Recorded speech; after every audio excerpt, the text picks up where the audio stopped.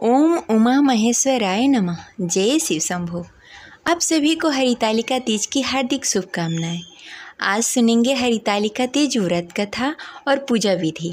तो प्रेम से बोले गौरी पुत्र गणेश की जय। जय माता पार्वती, जय भोलेनाथ। हरितालिका तीज हर साल भाद्र मास के शुक्ल पक्ष की तृतीया तिथि को हरितालिका तीज व्रत रखा जाता है और इस बार यह शुभ तिथि 6 सितंबर 2024 दिन शुक्रवार को है। इस दिन विधि विधान से भगवान भोलेनाथ और माता पार्वती की पूजा की जाती है। इस व्रत के करने से भगवान शिव और माता पार्वती का आशीर्वाद प्राप्त होता है और जीवन के सभी कष्ट दूर हो जाते हैं। हरितालिका तीज का व्रत भगवान शिव और माता पार्वती के अटूट रिश्ते को ध्यान में रखकर किया जाता है। इस दिन महिलाएं 16 श्रृंगार करके पूजा अर्चना करती हैं और अखंड सौभाग्य का आशीर्वाद प्राप्त करती हैं। हरितालिका तीज के दिन व्रत कथा पढ़ना, सुनना और किसी को सुनाना बेहद ही शुभ होता है। तो चलिए सुनते हैं हरितालिका तीज व्रत कथा।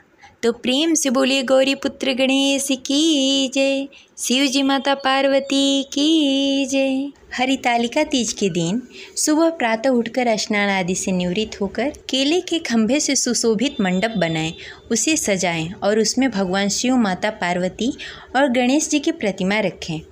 अगर आप मिट्टी के शिव जी, माता पार्वती को बनाकर रखना चाहते हैं तो आप रखकर उनकी पूजा करें। भगवान शिव और माता पार्वती की विधि विधान से पूजा करें। माता पार्वती को 16 श्रृंगार अर्पित करें और खुद भी 16 श्रृंगार करें।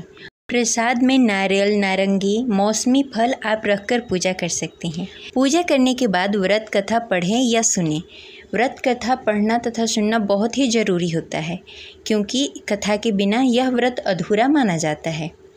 इसके बाद आप भगवान शिव और माता पार्वती की आरती करें और पूजा संपन्न करें। पूजा संपन्न करने के बाद कथा सुनें। तो चलिए सुनते हैं। भगवान भोलेनाथ और माता पार्वती के चरणों में ध्यान लगाकर यह कथा प्रारंभ करते हैं। सूत जी कहते हैं, मंदार की माला से जिन पार्वती जी का केश पास अलंकृत है और मुंडों की माला से जिन शिव जी की जटाएं अलंकृत है, जो पार्वती जी दिव्य वस्त्र धारण की हैं और जो भगवान शिव दिगंबर हैं, ऐसे में श्री पार्वती जी तथा शिव जी को प्रणाम करती हूँ। रमणीय कैलाश पर्वत के शिखर पर बैठी हुई श्री पार्वती जी कहती हैं, हे महेश्वर, हमें कोई गुप्त व्रत पूजन बताएं जो सब धर्मों में सरल हो, जिसे परिश्रम भी न करना पड़े लेकिन फल अधिक मिले। हे नाथ, यदि आप मुझ पर प्रसन्न हो तो यह विधि विधान से बताएं। हे प्रभु, किस तप, व्रत और दान से आदि, मध्य और अंत के रहित आप जैसे महाप्रभु हमको प्राप्त हुए। शिव जी बोले, हे देवी, एक व्रत जो मैंने सर्वस्व और छिपाने योग्य है लेकिन तुम्हारे प्रेम में वशीभूत होकर मैं तुमसे बताता हूँ। शिव जी ने कहा कि नक्षत्रों में चंद्रमा, ग्रहों में सूर्य और वर्णों में ब्रह्मांड, देवताओं में विष्णु भगवान, नदियों में गंगा, पुराणों में महाभारत, वेदों में सामवेद और इंद्रियों में मन श्रेष्ठ है। सब पुराणों में वेदों का सर्वस्व जिस तरह कहा गया है, मैं तुम्हें एक प्राचीन व्रत बताता हूँ। एकाग्र मन से सुनो। जिस व्रत के प्रभाव से तुमने मेरा आधा आसन प्राप्त किया है वह मैं तुमसे बतलाता हूँ, क्योंकि तुम मेरी प्रेयसी हो। भाद्र मास की शुक्ल पक्ष की तृतीया तिथि को इसका अनुष्ठान मात्र करने से स्त्रियां सब पापों से मुक्त हो जाती हैं, उन्हें सौभाग्य प्राप्त होता है। तुमने आज से बहुत दिनों पहले हिमालय पर्वत पर यह व्रत को किया था। यह वृतांत मैं तुमसे कहता हूँ। पार्वती जी ने पूछा, हे नाथ, मैंने क्यों यह व्रत किया था? यह सब आपके मुख से सुनना चाहती हूँ। भगवान शिव ने उन्हें बताया, उत्तर की ओर एक बड़ा ही रमणीय पर्वत में श्रेष्ठ हिमालय नामक पर्वत है।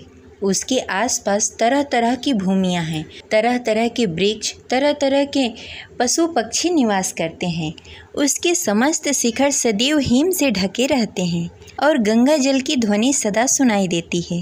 हे पार्वती, तुमने बाल्यकाल में उसी पर्वत पर तपस्या की थी। 12 वर्षों तक तुम उल्टी लटक कर केवल धुआं पीकर रही 14 वर्षों तक सूखे पत्ते खाकर रही और माघ मास में जल में बैठी रही और बैसाख के दोपहर में पंचांगनी तपती थी।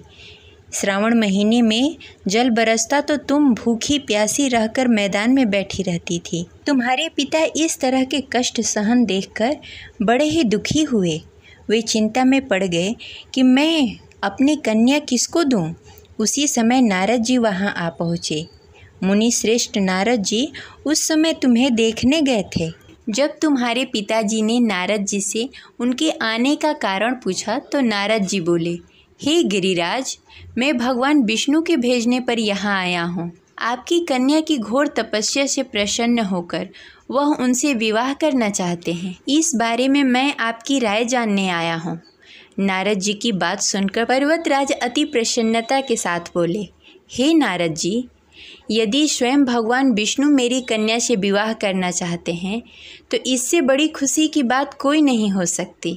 मैं इस विवाह के लिए तैयार हूँ। फिर शिव जी पार्वती जी से कहते हैं, तुम्हारे पिता की स्वीकृति पाकर नारद जी विष्णु जी के पास गए और यह शुभ समाचार सुनाया।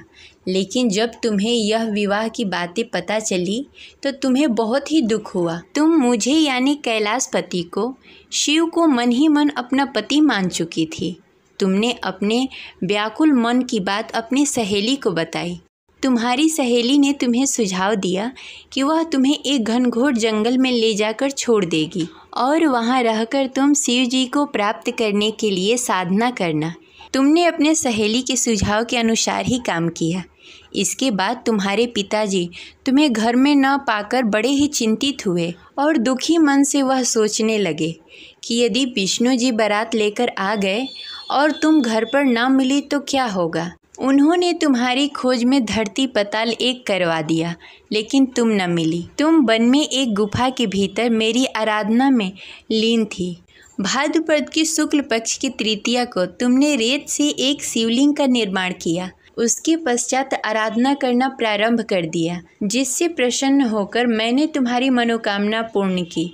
इसके बाद तुमने अपने पिताजी से कहा, हे पिताजी, मैंने अपने जीवन का लंबा समय भगवान शिव की तपस्या में बिताया है और भगवान शिव ने मेरी तपस्या से प्रसन्न होकर मुझे स्वीकार भी कर लिया है।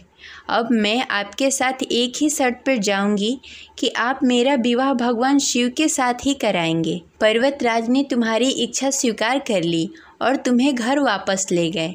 कुछ समय बाद उन्होंने पूरी विधि विधान से हमारी विवाह करवाई। इसके बाद भगवान शिव ने कहा, हे पार्वती, तृतीया को तुमने मेरी आराधना करके जो व्रत किया था उसी के परिणाम स्वरूप हम दोनों का विवाह संभव हो सका।